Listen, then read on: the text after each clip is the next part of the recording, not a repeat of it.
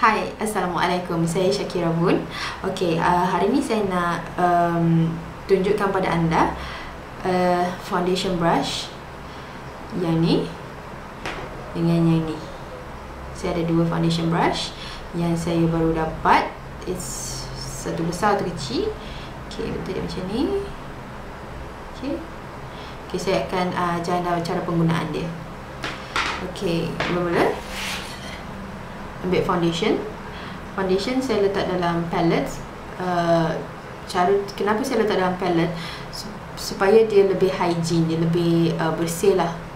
So, okay, ambil foundation ni, ambil pakai tangan, tekan dia. Okay, saya akan buatkan sebelah muka saja. So, anda boleh tengok dia punya perbezaan. Sekejap lagi.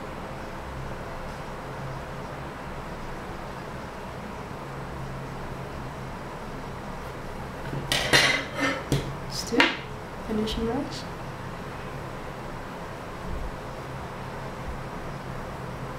Tenang. Anda hanya perlu bulat-bulatkan saja. Ini.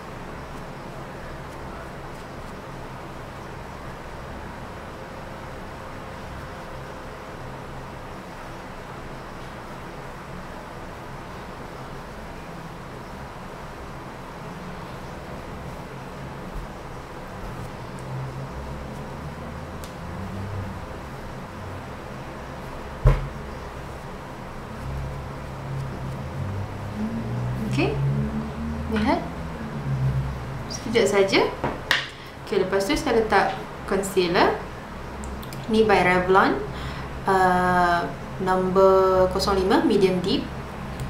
Okay, ni letak bawah mata.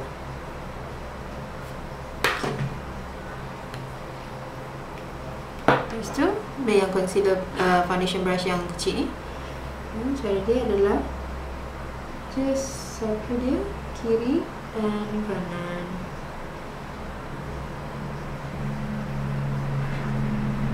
Letakkan sikit kat ni.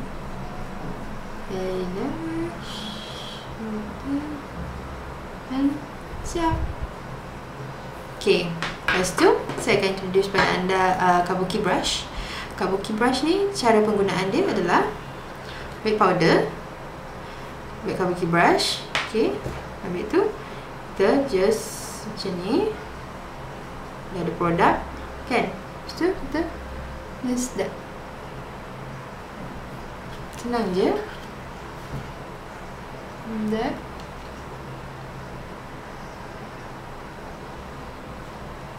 siap dalam masa 5 minit. Ambil, sibu, letak. Just tekan je, tak payah ni. Lepas tu bila awak nak blend dia semua, just pusingkan.